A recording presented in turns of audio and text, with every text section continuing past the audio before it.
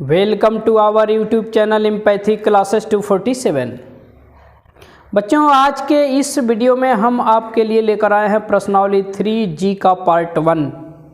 तो हम आशा करते हैं कि यह वीडियो भी आप ध्यान से देखें तो अवश्य पसंद आएगी। और यदि वीडियो अच्छी लगे तो अपने मित्रों को शेयर करें, वीडियो को लाइक करें, कमेंट करें। चैनल पर नए हों तो चैनल को सब्सक्राइब कर लें, साथ में बेल आइकन को भी प्रेस कर दें ताकि कोई भी वीडियो अपलोड हो तो उसका नोटिफिकेशन सबसे पहले आपको मिल सके।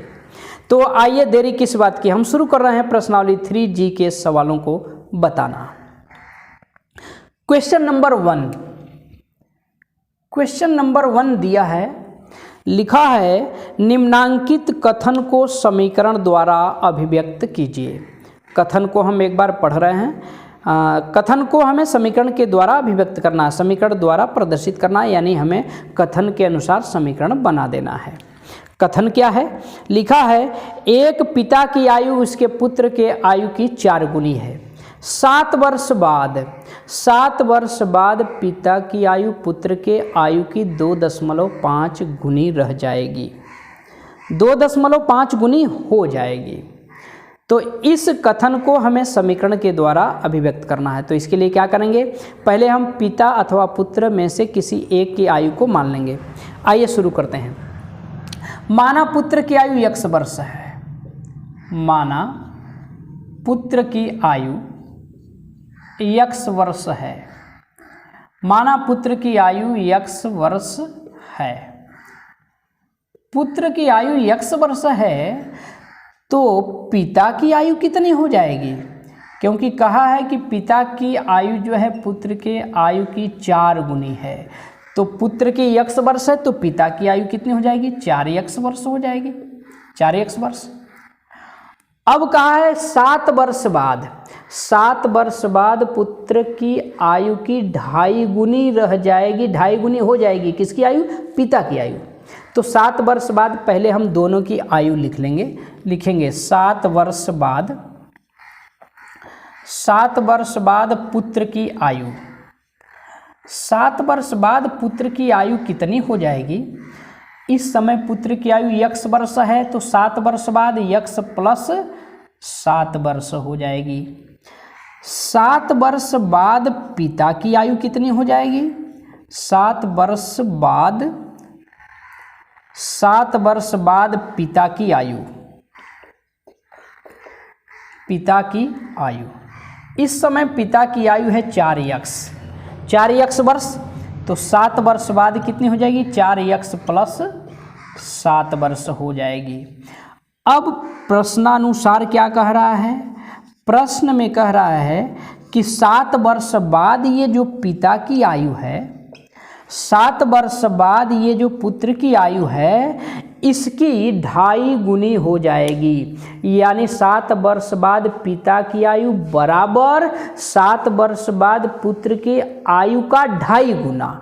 इसका 2.5 गुना ये किसके बराबर होगा? इसके 2.5 गुना के बराबर, यानी इसका हम कर देंगे 2.5 गुना। ठीक है, तो अब ये दोनों बराबर हो जाएंगे, यानी पिता की आयु बराबर पुत्र की आयु का 2.5 गुना। ये हमारा समीकरण बन गया। ठीक है, यानी प्रश्न में दिए गए कथन को समीकरण द्वारा अभिव्यक्त कर दिया गया, समीकरण द्वारा प्रदर्शित कर दिया गया। यही समीकरण हमारा आंसर हो जाएगा।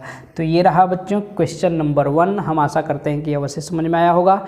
स्क्रीनशॉट ले लीजिए। अब हम चलेंगे क्वेश्चन नंबर 2 की तरफ। आइए क्वेश्चन नंबर 2 एक बार हम पढ़ रहे हैं प्रश्न नंबर 2 को। लिखा है किसी भिन्न के अंश तथा हर प्रत्येक में 1 जोड़ दिया जाए तो भिन्न का मान 5/6 हो जाता है, परंतु यदि अंश और हर प्रत्येक में से 1 घटा दिया जाए तो भिन्न का मान 4/5 हो जाता है।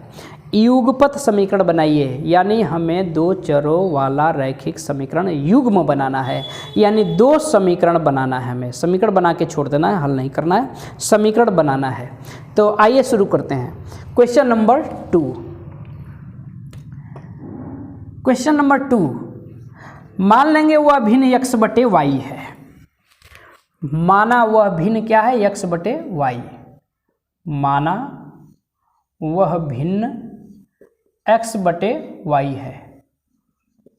ठीक है, माना वह भिन्न x बटे y है। अब देखिए प्रथम शर्त में क्या कह रहा है, प्रथम शर्तानुसार प्रथम शर्त में कहा है कि यदि अंश और हर प्रत्येक में एक जोड़ दिया जाए, यानी दोनों में ही एक जोड़ दिया जाए, x + 1 अब बटा y + 1, तो इस भिन्न का मान 5/6 हो जाता है, यानी बराबर 5/6 के। यहाँ से हमारा पहला समीकरण बन जाएगा, तिरछा गुणा कर लेंगे, गुणा करेंगे तो क्या मिलेगा, 6x + 6 बराबर 5y + 5, पक्षांतर कर लेंगे, 6x 5y इधर आएगा -5y + 6 - 5 = 0, या 6x - 5y + 1 बचेगा बराबर 0। ये हमारा इक्वेशन बन गया, पहला समीकरण बन गया। ये पहला समीकरण हमारा एक आंसर हो जाएगा। ठीक है, अब द्वितीय शर्त में क्या कह रहा है, देखिए द्वितीय शर्तानुसार दूसरी शर्त में कह रहा है कि यदि अंश और हर प्रत्येक में से एक घटा दिया जाए, यानी x - 1 बटा y - 1 एक घटा दिया जाए, तो भिन्न का मान 4/5 हो जाता है, यानी बराबर 4/5 के। यहाँ से हमारा दूसरा इक्वेशन बन जाएगा, दूसरा समीकरण यहाँ से बन जाएगा, तिरछा गुणा कर लेंगे, 5x - 5 बराबर 4y - 4, या 5x - 4y - 5 + 4 बराबर 0। क्या बन जाएगा, या ये हो जाएगा 5x - 4y - 1 बराबर 0। ये हमारा दूसरा समीकरण बन गया। तो ये दोनों ही समीकरण हमारे आंसर होंगे। इस प्रकार युगपत समीकरण बना दिया गया, दो चरों वाला रैखिक समीकरण युग्म हमें प्राप्त हो गया। यही दोनों समीकरण हमारे आंसर होंगे। ले लीजिए स्क्रीनशॉट। अब हम चलेंगे क्वेश्चन नंबर 3 की तरफ। क्वेश्चन नंबर 3 को, ठीक है, आइए क्वेश्चन नंबर 3 एक बार हम पढ़ दे रहे हैं। लिखा है, दो संख्याओं का योग 64 है यदि उनमें से एक संख्या दूसरी संख्या की 3 गुनी है। तो संख्याएं बताइए। दो संख्याओं का योग 64 है, एक संख्या दूसरी संख्या की 3 गुनी है, तो संख्याओं को बताना है। इसका मतलब एक संख्या बड़ी है, एक संख्या छोटी है, क्योंकि एक संख्या दूसरी की 3 गुनी है, तो एक बड़ी है एक छोटी है, तो बड़ी छोटी भी हम मान सकते हैं, पहली दूसरी संख्या भी मान सकते हैं। आइए शुरू करते हैं। चलिए, माना पहली संख्या x, माना पहली संख्या x तथा दूसरी संख्या y, माना पहली संख्या x तथा दूसरी संख्या y है। पहली संख्या x तथा दूसरी संख्या y है। अब प्रश्न की प्रथम शर्त में क्या कहा है, प्रथम शर्तानुसार। देखिए, प्रथम शर्तानुसार, प्रथम शर्त में कह रहा है कि दोनों संख्याओं का योग 64 है। दोनों संख्याओं का योग 64 है, मतलब x + y बराबर 64 के। ये हमारा पहला समीकरण बन गया। दूसरी शर्त में क्या कर रहा है, द्वितीय शर्तानुसार।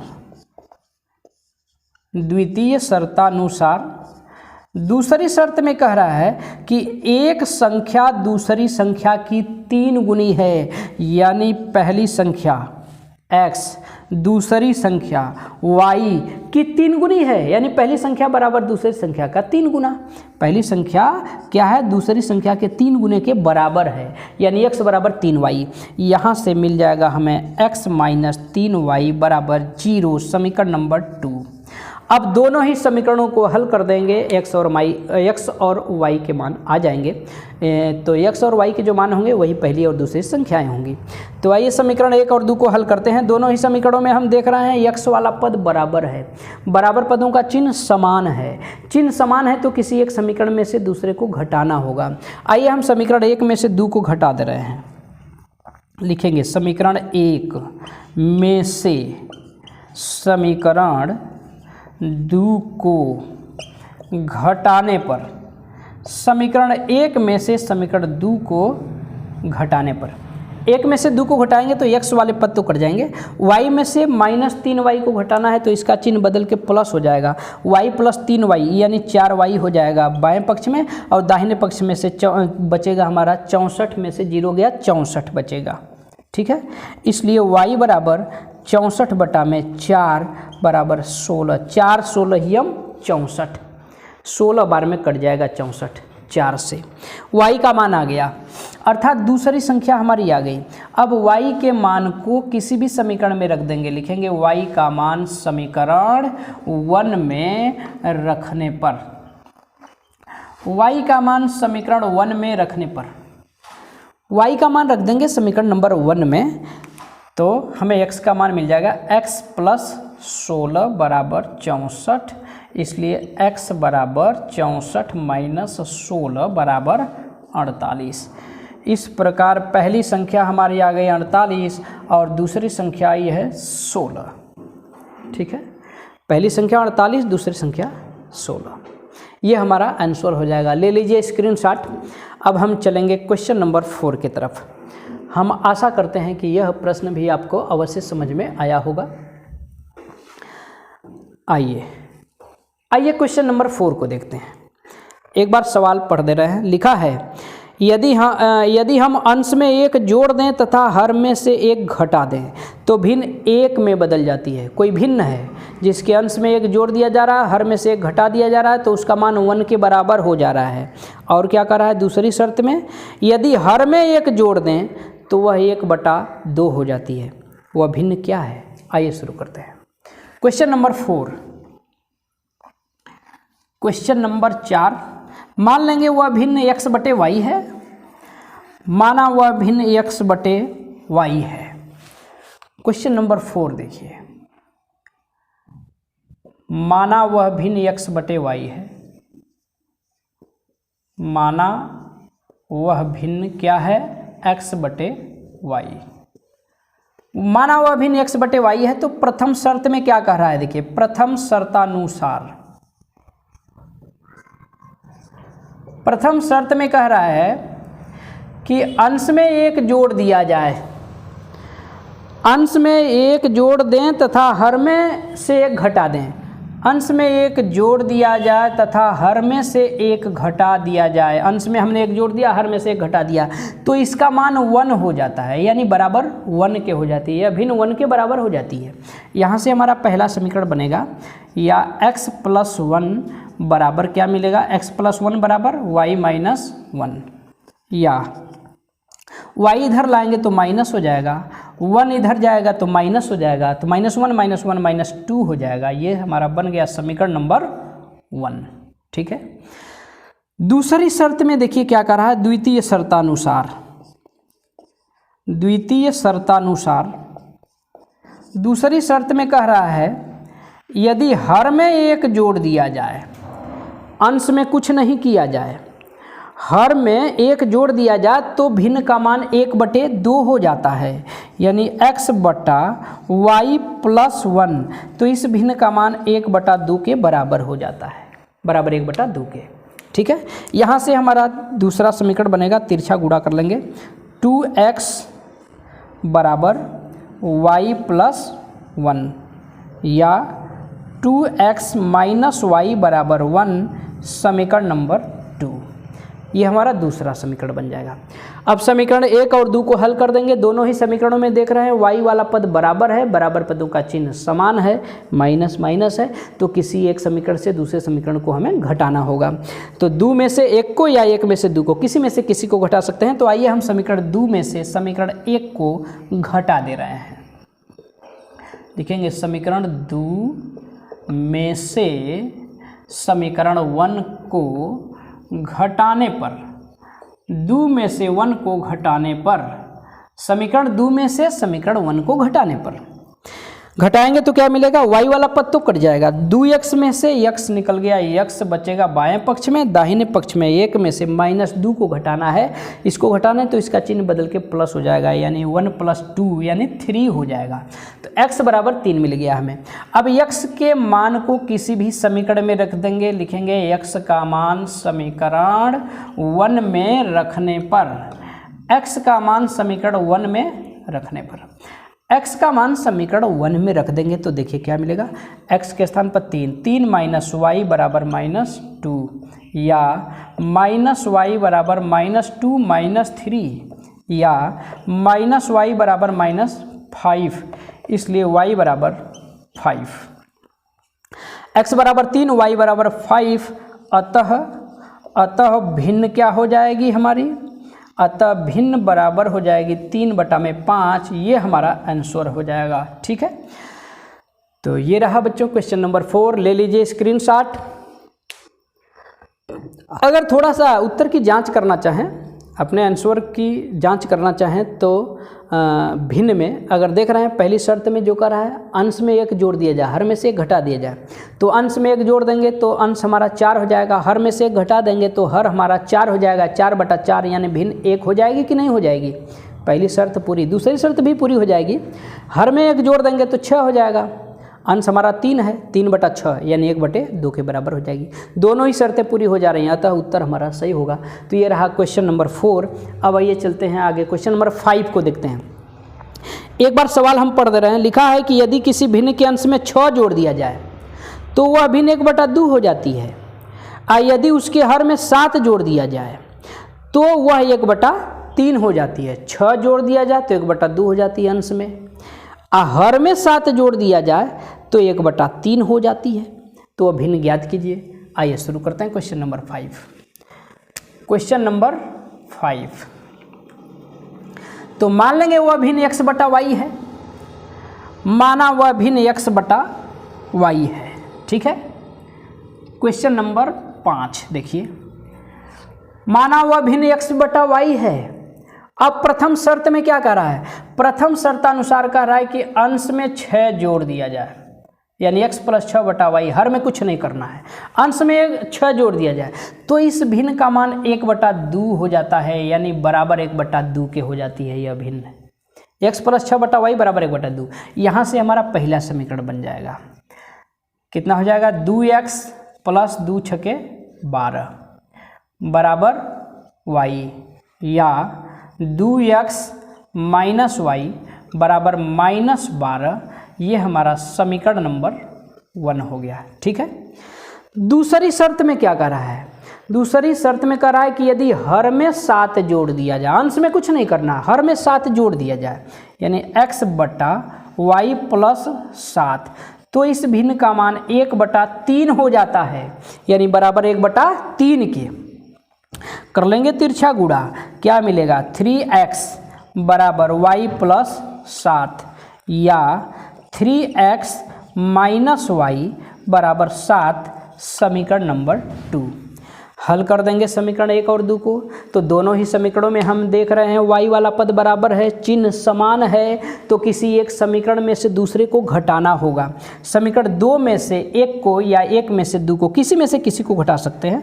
तो आइए हम घटा रहे हैं समीकरण 2 में से समीकरण 1 को, 2 में से 1 को घटाने पर, समीकरण 2 में से समीकरण 1 को घटाने पर, 2 में से 1 को घटाएंगे तो क्या मिलेगा, 3x में से 2x निकल गया, x बचा, -y से -y कट जाएगा, कुछ नहीं बचेगा, ये दोनों आपस में कट जाएंगे। 7 में से -12 घटाना है, -12 घटाना है तो 12 का चिन्ह बदल के प्लस हो जाएगा, 7 + 12 यानी 19 हो जाएगा, x बराबर 19 आ गया। अब x के इस मान को किसी भी समीकरण में रख करके हम y का मान निकाल सकते हैं। लिखेंगे x का मान समीकरण 1 में, x का मान समीकरण 1 में रखने पर, x का मान समीकरण 1 में रख देंगे यहाँ पर, तो 2 × 19 - y बराबर -12, या ये हो गया 38 - y बराबर -12, या -y बराबर -38 -12 या -y बराबर -50 हो गया, इसलिए y बराबर 50 आ जाएगा। ठीक है, अतः भिन्न क्या हो जाएगी हमारी, अतः भिन्न बराबर भिन्न हमारी क्या हो जाएगी, x बटे y माने थे, x का मान आया है 19, y का मान आया है 50, तो 19/50 ये हमारा आंसर हो जाएगा। ठीक है, यही हमारी वह भिन्न होगी जिसके अंश में यदि 6 जोड़ देंगे तो इसका मान 1/2 हो जाएगा। देख लीजिए, अंश में 6 जोड़ करके, अंश में 6 जोड़ देंगे 19 6 25, 25/50 यानी 1/2। हर में 7 जोड़ देंगे 57 हो जाएगा, हर 19/57, 19 से कम 19, 19 3 57, 1/3 के बराबर हो जाएगी। यानी प्रश्न की दोनों ही शर्तें कंप्लीट, अतः हमारा आंसर सही है। ले लीजिए स्क्रीनशॉट। अब हम चलेंगे आगे क्वेश्चन नंबर 6 को देखेंगे। स्क्रीनशॉट ले लीजिए। और ये क्वेश्चन नंबर 6 एक बार पढ़ दे रहे हैं। यह भी भिन्न से संबंधित ही है। लिखा है, यदि किसी भिन्न के अंश और हर में 2 जोड़ दिया जाए, दोनों में 2 जोड़ दिया जाए तो भिन्न का मान 9/11 हो जाता है। यदि अंश और हर दोनों में 3 जोड़ दिया जाए तो भिन्न का मान 5/6 हो जाता है। आइए क्वेश्चन नंबर 6 देखते हैं। क्वेश्चन नंबर 6, मान लेंगे माना हुआ भिन्न x/y है, तो इसको हम रहने दे रहे हैं, प्रथम शर्तानुसार भी रहने दे रहे हैं, द्वितीय शर्तानुसार भी रहने दे रहे हैं, बाकी सबको मिटा दे रहे हैं। तो माना हुआ भिन्न x/y है। अब प्रथम शर्त में देखिए क्या कर रहा है, प्रथम शर्त में कह रहा है कि यदि अंश और हर दोनों में 2 जोड़ दिया जाए, दोनों में 2 जोड़ दिया जाए, यानी x + 2 बटा y + 2, तो इस भिन्न का मान 9/11 के बराबर हो जाता है। यानी यह भिन्न 9/11 बन जाती है, तो बराबर 9/11। यहाँ से तिरछा गुणा कर लेंगे, गुणा करेंगे तो क्या मिलेगा, 11x + 22 बराबर 9y + 18। ठीक है, या क्या मिलेगा, 11x - 9y बराबर 22 इधर जाएगा माइनस, 18 - 22, 18 में से 22 निकलेगा -4 बचेगा। समीकरण नंबर 1 हो गया। दूसरी शर्त में कह रहा है कि यदि अंश और हर प्रत्येक में 3 जोड़ दिया जाए, 3 जोड़ दिया जाए दोनों में, तो उस भिन्न का मान 5/6 हो जाता है। यानी x + 3 बटा में y + 3। ठीक है, x + 3 बटा y + 3, दोनों में ही 3 जोड़ दिया जाए तो इस भिन्न का मान 5/6 हो जाता है। यानी बराबर 5/6 के। गुणा कर लेंगे तिरछा, क्या मिलेगा, 6x + 18 बराबर 5y + 15। ठीक है, आइए 6x - 5y बराबर 15 - 18, 18 इधर जाएगा तो माइनस हो जाएगा, 15 में से 18 गया माइनस, 3 बचेगा। ये हमारा समीकरण नंबर 2 हो जाएगा। ठीक है, समीकरण नंबर 2। अब समीकरण 1 और 2 को हल कर देंगे, समीकरण 1 और 2 को हल कर देंगे। तो अगर हम दोनों समीकरणों में x वाले पद को बराबर करना चाहें तो समीकरण 1 में हमें 6 से गुणा करना होगा, समीकरण 2 में हमें 11 से गुणा करना होगा। अगर y वाले पदों को बराबर करना चाहें तो समीकरण 1 में हमें 5 से गुणा कर देना होगा, समीकरण 2 में हमें 9 से गुणा कर देना होगा। तो आइए हम y वाले पदों को बराबर कर रहे हैं दोनों समीकरणों में। तो लिखेंगे समीकरण 1 में कितने से गुणा करना होगा, 5 से। समीकरण 1 में 5 से तथा 2 में, समीकरण 2 में किससे गुणा करना होगा, 9 से। समीकरण 2 में 9 से, 9 से गुणा करने पर आइए गुणा करते हैं। समीकरण 1 में 5 से, 2 में 9 से। 1 में यहाँ 5 से गुणा करेंगे तो क्या मिलेगा, देखिए 5 से गुणा करेंगे 55x, यहाँ 5 से गुणा करेंगे तो 45 - 45y बराबर 5 चौक को -20। समीकरण नंबर 3। 2 में 9 से गुणा करना है, यहाँ 9 से गुणा करेंगे, 9 छक्के 54x माइनस, यहाँ हो जाएगा 9 × 5 = 45y बराबर, यहाँ -9 × 3 = 27 हो जाएगा। समीकरण नंबर 4। अब दोनों ही समीकरणों में y वाला पद देख रहे हैं बराबर हो गया है, चिन्ह दोनों का माइनस है यानी समान है। समान है तो किसी एक में से दूसरे को घटाना होगा। आइए हम डायरेक्ट यहीं घटा दे रहे हैं, 3 में से 4 को घटा दे रहे हैं, यहीं पे डायरेक्ट कर दिया जाए। घटाने पर क्या होगा, इसका चिन्ह माइनस, इसका चिन्ह प्लस, इसका चिन्ह प्लस, ये दोनों कट जाएंगे। 55x से 54x निकल गया, x बचेगा। और इधर देखिए -20 है प्लस 27 है, प्लस 27 माइनस 20 यानी 27 माइनस 20 7 बचेगा। ठीक है, तो x का मान आ गया 7। अब x के मान को किसी भी समीकरण में रख सकते हैं, लिखेंगे x का मान समीकरण 1 में रखने पर, x का मान समीकरण 1 में रखने पर रख दिया जाए। x का मान समीकरण 1 में, यहाँ x का मान रख देंगे, x का मान 7 आया है तो 11 गुणे 7 हो जाएगा, -9y बराबर -4, या 11 7 77, 77 को ले जाएंगे उधर तो हो जाएगा -9y बराबर -77 -4, या -9y बराबर -81, माइनस से माइनस कैंसिल हो जाएगा, इसलिए y बराबर 81 बटा में 9 बराबर 9। x का मान आया है 7, y का मान आया है 9, अतः भिन्न क्या हो जाएगी, अतः भिन्न हो जाएगी, अभिष्ट भिन्न क्या हुई 7/9, ये हमारा आंसर हो जाएगा 7/9। तो अभिन्न आ गई 7/9। तो ये रहा क्वेश्चन नंबर 6, ले लीजिए स्क्रीनशॉट। अब हम चलेंगे आगे क्वेश्चन नंबर 7 की तरफ।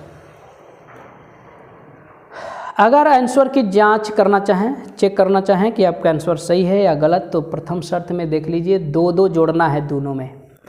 अंश में 2 जोड़ देंगे 9 होगा, हर में 2 जोड़ देंगे 11 हो जाएगा, तो 9/11 हो जाएगी भिन्न। 3 जोड़ देंगे दोनों में तो ऊपर 10 हो जाएगा, नीचे 12, 10/12, 2 से काट देंगे, 2 5 10, 2 6 12, 5/6 आ जाएगी, अर्थात उत्तर हमारा सही है। अब आइए चलते हैं आगे, क्वेश्चन नंबर 7 को देखते हैं। क्वेश्चन नंबर 7 में लिखा है कि 2 संख्याओं का अंतर 26 है और एक संख्या दूसरी संख्या की 3 गुनी है, संख्याएं ज्ञात कीजिए। बिल्कुल, ये तो क्वेश्चन नंबर 3 की भांति है। उसमें क्या था, 2 संख्याओं का योग दिया था और यहाँ 2 संख्याओं का अंतर है। तो अंतर है तो निश्चित है एक संख्या बड़ी होगी, एक संख्या छोटी होगी। और एक दूसरी शर्त में कहा है एक संख्या दूसरी की 3 गुनी है। क्वेश्चन नंबर 3 में भी यही था। क्वेश्चन नंबर 7, तो मान लेंगे बड़ी संख्या x, माना बड़ी संख्या x तथा छोटी संख्या क्या है, y। बड़ी संख्या x तथा छोटी संख्या y है, तो प्रथम शर्त में क्या कहा है, देखिए प्रथम शर्त में कहा है कि दोनों संख्याओं का अंतर 26 है। अंतर का मतलब बड़ी में से छोटी को घटाएंगे तो कितना आएगा 26, अंतर 26 है। समीकरण नंबर 1 हो गया हमारा। अब देखिए द्वितीय शर्त में क्या कर रहा है, दूसरी शर्त में कह रहा है कि एक संख्या दूसरी संख्या की 3 गुनी है, यानी बड़ी संख्या छोटी संख्या की 3 गुनी है, यानी बड़ी संख्या बराबर छोटी संख्या का 3 गुना। ठीक है, यहाँ से हमारा दूसरा समीकरण x - 3y बराबर 0, समीकरण नंबर 2 बन गया। दोनों ही समीकरणों को हल कर देंगे। दोनों समीकरणों में देख रहे हैं x वाला पद बराबर है, चिन्ह समान है तो किसी एक में से दूसरे को घटाना होगा। आइए समीकरण 1 में से 2 को घटा दे रहे हैं। समीकरण 1 में से समीकरण 2 को क्या करने पर, घटाने पर। 1 में से 2 को घटाने पर, घटाएंगे तो x वाला पद कट जाएगा। -y से -3y घटाना है, इसको घटाना है तो इसका चिन्ह बदल के प्लस हो जाएगा, -y प्लस 3y, तो कितना बचेगा 2y बचेगा, प्लस 2y बचेगा। और 26 में से 0 गया तो 26 बचेगा, इसलिए y बराबर आ जाएगा 26/2 बराबर 13। ठीक है, छोटी संख्या आ गई। अब y का मान किसी भी समीकरण में रख देंगे, लिखेंगे y का मान समीकरण 1 में रखने पर। y का मान समीकरण 1 में रखने पर रख देंगे y का मान समीकरण 1 में, ठीक है। समीकरण 1 में यहाँ y का मान रख देंगे 13, तो क्या मिलेगा x माइनस 13 बराबर 26। इसलिए x बराबर क्या मिल जाएगा 26 प्लस 13 बराबर 39, ठीक है। तो एक संख्या हमारी आ गई 39 और एक संख्या आई है 13। 39 13 यही दो संख्याएं होंगी हमारी, ठीक है ना। तो ये रहा क्वेश्चन नंबर 7। हम आशा करते हैं कि अवश्य समझ में आया होगा। अब हम चल रहे हैं आगे क्वेश्चन नंबर 8। क्वेश्चन नंबर 8 को देखा जाए। क्वेश्चन नंबर 8 देखिए। क्वेश्चन नंबर 8 क्या है? लिखा है किसी बच्चे को अपने घर से पिकनिक स्थल पैदल पहुंचने में 6 घंटे लगते हैं। कोई लड़का अपने घर से पिकनिक स्थल पर जाता है, पैदल जाता है तो 6 घंटे लग रहे हैं, किंतु वह साइकिल से उसी दूरी को 2 घंटे में तय कर सकता है। अगर साइकिल से जा रहा है तो उसको उसी दूरी को तय करने में 2 घंटे लग रहे हैं। घर से पिकनिक स्थल तक पैदल जा रहा है तो 6 घंटे, साइकिल से जा रहा है तो 2 घंटे लग रहे हैं। अब क्या कहा है? यदि उसकी साइकिल की औसत चाल उसकी पैदल चाल से 7 किमी प्रति घंटा अधिक हो तो उसकी पैदल चाल और साइकिल चाल ज्ञात करना है। दोनों ही चाल ज्ञात करना है। तो आइए शुरू करते हैं। हम मान ले रहे हैं साइकिल द्वारा उसकी चाल x किमी प्रति घंटा तथा पैदल उसकी चाल y किमी प्रति घंटा है। लिखेंगे माना साइकिल से लड़के की चाल या बच्चे की चाल। माना साइकिल से लड़के की चाल x किमी प्रति घंटा, x किमी प्रति घंटा तथा पैदल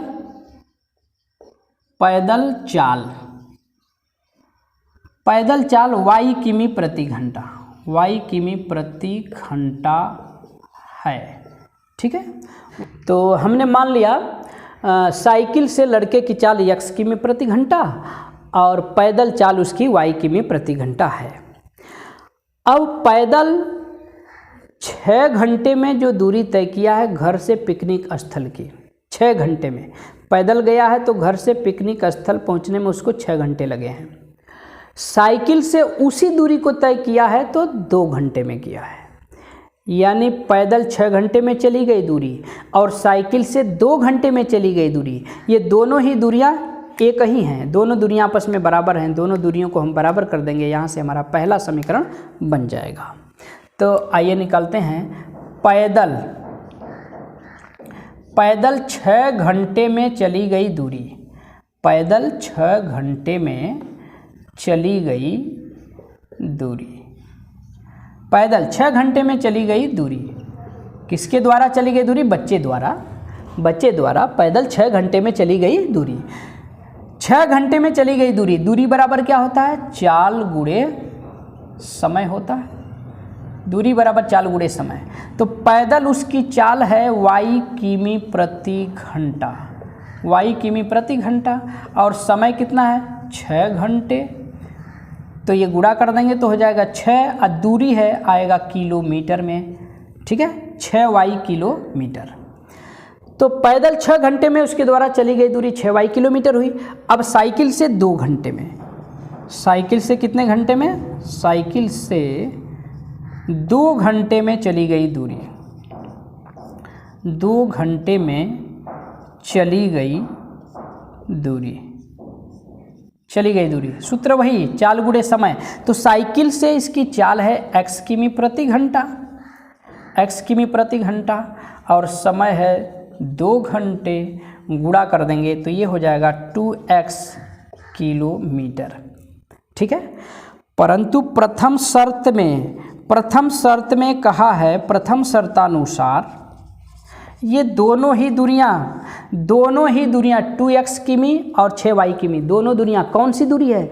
बच्चे के घर से पिकनिक स्थल की दूरी है। ये भी बच्चे के घर से पिकनिक स्थल की दूरी है, ये भी बच्चे के घर से पिकनिक स्थल की दूरी है। तो दोनों ही दूरियां बराबर होंगी। तो प्रथम शर्त में 2x बराबर 6y होगा। यहाँ से 2x माइनस 6y बराबर 0 मिल जाएगा। थोड़ा सा इस समीकरण को सरल कर लेंगे, 2 से डिवाइड कर देंगे, 2 से भाग दे देंगे दोनों पक्षों में, तो यहाँ x हो जाएगा माइनस यहाँ 3y बराबर 0। समीकरण नंबर 1 बन जाएगा। ठीक है, समीकरण 1 बन गया हमारा। अब द्वितीय शर्त, दूसरी शर्त में कह रहा है द्वितीय शर्तानुसार कि साइकिल से उसकी जो औसत चाल है बच्चे की, साइकिल से जो औसत चाल है यानी x किमी प्रति घंटा, साइकिल से जो औसत चाल है ये पैदल चाल से 7 किमी प्रति घंटा ज़्यादा है। यानी x जो है y से 7 ज़्यादा है, ये 7 ज़्यादा है। हमें क्या करना है? समीकरण बनाना है, दोनों को बराबर करना होगा, बीच में बराबर का चिन्ह लगाना है। ये 7 ज़्यादा है y से, तो क्या करेंगे? या तो इसमें से 7 माइनस कर देंगे या तो इसमें 7 जोड़ देंगे। यानी साइकिल द्वारा उसकी चाल बराबर पैदल चाल प्लस 7 किमी प्रति घंटा। पैदल चाल में 7 किमी प्रति घंटा जोड़ेंगे तब साइकिल की चाल के बराबर होगी। यानी x बराबर y प्लस 7, यहाँ से x माइनस वाई बराबर 7, समीकरण नंबर 2 बन गया हमारा। ठीक है, अब समीकरण 1 और 2 को हमें हल कर देना है। समीकरण 1 और 2 में हम देख रहे हैं x वाला पद बराबर है, बराबर पदों का चिन्ह समान है, तो किसी एक समीकरण से दूसरे को हमें घटाना होगा। आइए 2 में से 1 को घटा दे रहे हैं। समीकरण 2 में से समीकरण 1 को घटाने पर, समीकरण 2 में से समीकरण 1 को घटाने पर, 2 में से 1 को घटाने पर घटाएंगे तो x वाला पद कैंसिल हो जाएगा। माइनस वाई में से माइनस 3y घटाना है तो इसका चिन्ह बदल के प्लस होगा, प्लस 3y, तो प्लस 3y अब माइनस वाई, प्लस 2y बचेगा, प्लस 2y। तो 2y बराबर इधर क्या मिलेगा? 7 में से 0 गया 7, इसलिए y बराबर 7/2 बराबर 3.5 किमी प्रति घंटा। ठीक है, तो पैदल उसकी चाल आ गई 3.5 किमी प्रति घंटा। अब y के इस मान को किसी भी समीकरण में रख सकते हैं, समीकरण 1, 2 किसी में भी रख देंगे। आइए रखते हैं y का मान समीकरण 2 में रखने पर, y का मान समीकरण 2 में रखने पर, y का मान समीकरण 2 में रख देंगे तो क्या मिलेगा? x माइनस 7/2 बराबर 7, इसलिए x बराबर 7 प्लस 7/2 जोड़ देंगे, 2 7 14, 14 और 7 21, 21/2, 21/2 का मतलब 10.5 किमी प्रति घंटा। ठीक ना, तो साइकिल से उसकी चाल आ गई 10.5 किमी प्रति घंटा और पैदल उसकी चाल है 3.5 किमी प्रति घंटा। यही दोनों हमारे आंसर हो जाएंगे, 10.5 किमी प्रति घंटा और 3.5 किमी प्रति घंटा आंसर हो जाएंगे। ठीक है, तो ये रहा आपका क्वेश्चन नंबर 8, ले लीजिए स्क्रीनशॉट। अब हम चलेंगे क्वेश्चन नंबर 9 की तरफ। ये रहा क्वेश्चन नंबर आपका 8। आइए शुरू करते हैं क्वेश्चन नंबर 9। क्वेश्चन नंबर 9 देखिए क्या है, लिखा है 30 किलोमीटर चलने में अजीत को अमित से, 2 बच्चे हैं, 1 मिनट।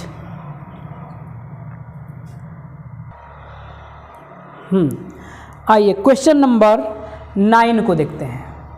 क्वेश्चन नंबर 9 क्या है? क्वेश्चन नंबर 9 देखा जाए, 2 बच्चे हैं अजीत और अमित। अजीत और अमित 2 बच्चे हैं और दूरी है 30 किलोमीटर। तो सवाल में कह रहा है कि 30 किलोमीटर चलने में अजीत को अमित से 2 घंटे समय अधिक लगता है। अजीत को अमित से 2 घंटे अधिक लग रहा है। दूसरी शर्त में क्या कह रहा है, यदि अजीत अपनी चाल दुगनी कर दे तो उसे अमित से 1 घंटा समय कम लगेगा। उनकी चाल बताना है, दोनों की ही चाल बताना है। आइए शुरू करते हैं। तो मान लेंगे, माना अजीत की चाल x किमी प्रति घंटा, x किमी प्रति घंटा। माना अजीत की चाल x किमी प्रति घंटा तथा अमित की चाल y किमी प्रति घंटा, y किमी प्रति घंटा है। ठीक है, अजीत की चाल x किमी प्रति घंटा तथा अमित की चाल y किमी प्रति घंटा है। और दूरी कितनी है, दोनों को दूरी कितना चलना है, 30 किलोमीटर। दूरी 30 किलोमीटर है। तो अब 30 किलोमीटर दूरी चलने में अजीत को कितना समय लगेगा और 30 किलोमीटर दूरी चलने में अमित को कितना समय लगेगा, दोनों के द्वारा लिए गए समय को हम निकाल रहे हैं। और प्रथम शर्त में दोनों के द्वारा लिए गए समय में संबंध बताया है कि अजीत को लगा समय जो है अमित को लगे समय से 2 घंटा अधिक है।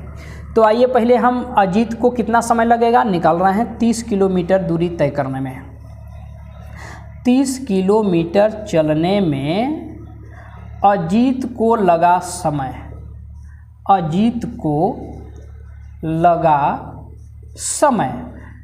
को कितना समय लगेगा। ठीक है, तो समय बराबर क्या होता है, दूरी बटे चाल। दूरी है 30 किमी और अजीत की चाल है x किमी प्रति घंटा। ठीक है, तो ये बराबर क्या हो जाएगा, बराबर 30 बटा x घंटे।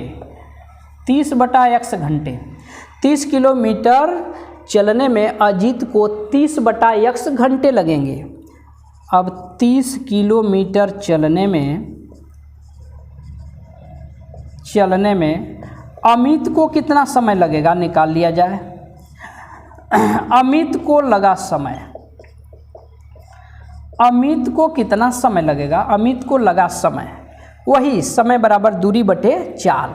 तो दूरी कितनी है 30 किलोमीटर और इसकी चाल है y किमी प्रति घंटा, y किमी प्रति घंटा, अर्थात ये कितना हो जाएगा बराबर 30 बटा y घंटे। अब प्रश्न की जो प्रथम शर्त है, प्रथम शर्त में क्या कहा है, प्रथम शर्तानुसार कहा है कि अजीत को जो समय लगा है अमित के समय से 2 घंटा ज़्यादा है। यानी अजीत वाला समय कितना है 30 बटा x घंटे, अमित वाला समय कितना है 30 बटा y घंटे। ये वाला जो समय है इस समय से ही 2 घंटा ज़्यादा है, यानी दोनों का अंतर 2 घंटा है। ठीक है, यानी 30 बटा x माइनस 30 बटा y बराबर 2 घंटे के, तो बीच में माइनस कर देंगे बराबर 2 घंटे। दोनों समयों में 2 घंटे का अंतर है। ये हमारा पहला समीकरण बन गया, 30 बटा x माइनस 30 बटे y बराबर 2। ये हमारा इक्वेशन नंबर 1 हो गया। ठीक है, अब आगे दूसरी शर्त में कह रहा है कि अजीत अपनी चाल दुगनी कर दे। अब अजीत की चाल कितनी हो जाए, 2 गुनी हो जाए। अजीत की चाल, अब अजीत की चाल कितनी हो जाए 2x किमी प्रति घंटा।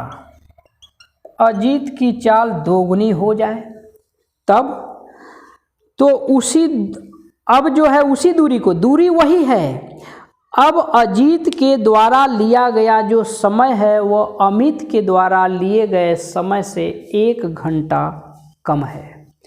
तो अब अजीत को कितना समय लगेगा, इसलिए अजीत द्वारा लिया गया समय, दूरी वही है 30 किलोमीटर।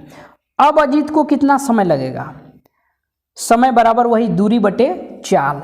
दूरी वही है 30 किमी और चाल अब इसकी हो गई है 2x किमी प्रति घंटा। 2x किमी प्रति घंटा। 2 से कटा देंगे 30 को, 15/x, 15/x घंटे।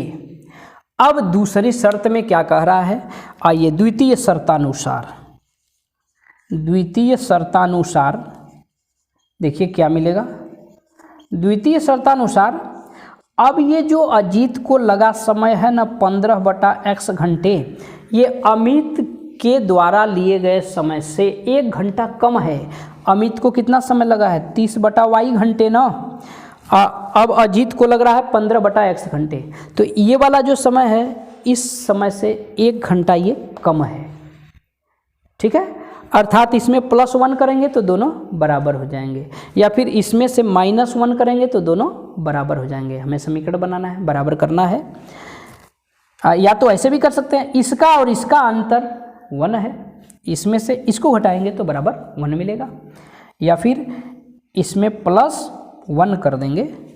ठीक है, सॉरी इसमें -1 करना होगा ना, ये वाला ज़्यादा है तो इसमें -1 कर देंगे, तो अब ये दोनों क्या हो जाएंगे, आपस में बराबर हो जाएंगे।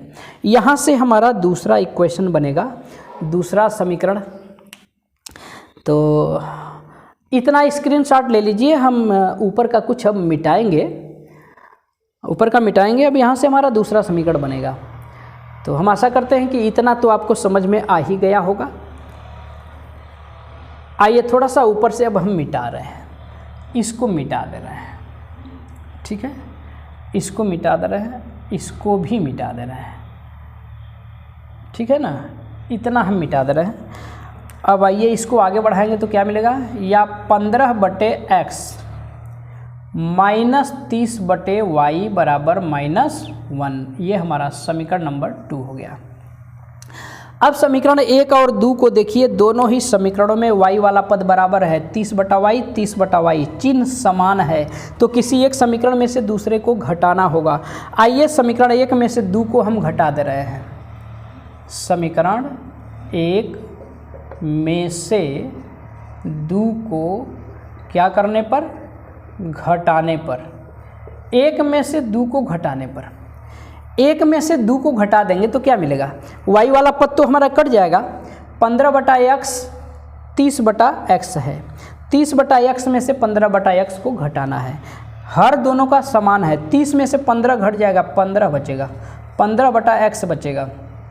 दाहिने पक्ष में क्या बचेगा, 2 में से -1 घटाएंगे, 3 बचेगा। ठीक है ना, या 3x बराबर 15 हो जाएगा, इसलिए x बराबर 15/3 बराबर 5 किमी प्रति घंटा।